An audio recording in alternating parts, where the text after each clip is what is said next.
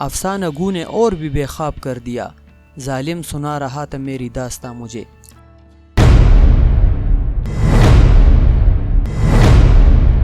Pakistan film industry کے legend ہدایت کار اور فلم ساز لقمان صاحب نے 50 کی دہائی کے آخر میں ایک یادگار فلم بنائی جسے آدمی کے نام سے 14 نومبر 1958 کو ریلیز کیا گیا۔ یاسمین، حبیب، نیر سلطانہ، تالش علاء الدین اور دلجیت مرزا صاحب جیسے بلند پایہ فنکاروں سے سجی اس فلم نے سپر ہٹ کامیابی حاصل کی اور لقمان دیکھتے ہی دیکھتے ایک بہت بڑا نام بن گئے۔ اس فلم میں سلطان راہی نے بطور ایکسٹرا کے کام کیا تھا۔ اس کے بعد لقمان صاحب نے ایک دوسری فلم شروع کی جس کا نام فرشتہ رکھا گیا۔ لقمان صاحب نے چہروں کو متعارف کرانے کے حوالے سے مشہور تھے، اس لیے وہ اپنی اس فلم میں ایک نئی ہیروئن کی تلاش میں تھے۔ اس دوران انہیں بتایا گیا کہ راولپنڈی سے ایک نئی لڑکی فلموں میں کام کرنے کی خواہش لے کر آئی ہے جس کا نام کافرہ بتایا جاتا ہے۔ لقمان صاحب اس عجیب و غریب نام سے بہت متاثر ہوئے اور ان سے ملنے چلے گئے۔ لقمان صاحب کافرہ سے ملے اور دیکھتے ہی دیکھتے انہیں اپنی نئی فلم فرشتہ کے لیے سائن کیا۔ اس ملاقات میں علی سفیان آفاقی صاحب بھی لقمان صاحب کے ساتھ تھے۔ کافرہ کا اصل نام صابرہ یا سائرہ تھا، لیکن زیادہ سے زیادہ اٹریکشن حاصل کرنے کے لیے اسے یہ عجیب نام دیا گیا تھا جسے پہلی مرتبہ سن کر ذہن میں یہ تاثر ابھرتا تھا کہ یہ شاید ایسی اداکارہ ہوگی جس نے کامیابی اور شہرت حاصل کرنے کے لیے شیطان سے معاہدہ کیا ہوگا، اور وہ ڈاکٹر شیطان اور ڈریکولا ٹائپ فلموں کی اداکارہ ہوگی۔ لقمان صاحب نے کافرہ کو پسند تو کر لیا، لیکن اس کا لہجہ خالص پٹوہاری تھا اور فلم کے لیے کسی طرح موزوں نہیں تھا، اس لیے لقمان صاحب نے علی سفیان آفاقی کو کافرہ کو کہانی اور اس کا کردار سمجھانے اور اس کا لہجہ ٹھیک کرنے پر لگا دیا اور کافرہ کے لیے ایک مکان کرائے پر لے کر دیا اور کچھ ایڈوانس بھی دیا تھا کہ وہ اپنی ضروریات پوری کر سکے۔ ہدایت کار لقمان کے جانے کے بعد کافرہ نے آفاقی صاحب کو بتایا کہ اس کی ماں مر چکی ہے اور وہ اپنے باپ کے ساتھ آئی ہے۔ آفاقی صاحب نے کافرہ کو کہانی اور اس کا کردار سمجھایا کہ ایک لڑکی ہے جس کی ماں مر چکی ہے اور باپ شرابی ہے، اسے گھر کی ذمہ داری سے کوئی سروکار نہیں ہوتا اور اس کی بیٹی کو محلے والے غربت اور شرابی باپ کے تانے دیتے ہیں۔ مجبور ہو کر یہ لڑکی کمانے کے لیے گھر سے نکلتی ہے اور چند اوباش اور بدماش نوجوانوں کے ہاتھوں اپنی عزت گوا دیتی ہے۔ شام کو جب اس کا باپ گھر آتا ہے اور اسے حالات کا علم ہو جاتا ہے تو وہ بہت زیادہ شرمسار ہوتا ہے اور بیٹی سے رو رو کر معافیا مانگتا ہے۔ جب آفاقی صاحب کافرہ کو کہانی سنا رہے تھے تو وہ زاروں قطار رو رہی تھی۔ آفاقی صاحب یہ سمجھے کہ شاید کافرہ کو کہانی اتنی پسند آئی ہے کہ وہ اپنے کردار کو لے کر رو رہی ہے، اور پوچھنے پر کافرہ نے کہا کہ آفاقی صاحب اب تو میری ہی کہانی مجھے سنا رہے ہیں۔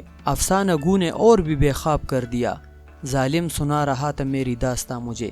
لیکن افسوس کہ آفاقی صاحب کوشش کے باوجود کافرہ کو پٹوہاری لہجہ نہ بدل سکے، اور دوسری بات یہ تھی کہ کافرہ میں اداکاری کرنے کی صلاحیتیں بھی موجود نہیں تھی۔ وہ تاثرات سے عاری چہرہ لیے مکالمے بولتی جیسے خبریں پڑھ رہی ہو، اس لیے لقمان صاحب نے کافرہ سے معذرت کی اور اسے فلم کی کاسٹ سے علیحدہ کیا۔ اس فلم کو بعد میں 17 مارچ 1961 کو ریلیز کیا گیا اور مرکزی کردار یاسمین، اعجاز، علاء الدین اور تالش نے ادا کیے۔ کافرہ کو اس کے بعد لیجنڈ شو مین انور کمال پاشا نے اپنی فلم گمراہ میں اعجاز، ہمالیہ والا، اجمل، سلطان راہی کے ساتھ ایک ثانوی رول میں کاسٹ کیا، لیکن بدقسمتی سے یہ فلم ناکام ہوئی اور کافرہ کے کیریئر پر ایک سوالیہ نشان پڑ گیا۔ اس کے بعد کافرہ نے چند فلموں میں ثانوی رول کیے، جن میں 17 مارچ 1961 کو ریلیز ہونے والی ہدایت کار عطا اللہ شاہ ہاشمی کی زمین کا چاند، جمعہ 26 مئی 1961 کو ہدایت کار ریاض احمد راجو کی تاج اور تلوار، جمعہ 27 اکتوبر 1961 کو ہدایت کار ایم جے رانا صاحب کی شہر اسلام میں کافرہ نے مختصر کردار ادا کیے۔ اس کے بعد ایک فلم اسٹوڈیو کے مالک نے کافرہ کو اپنے جھوٹے عشق کے جال میں پھنسایا اور شادی کا لالچ دے کر اپنے دھوکے میں رکھا۔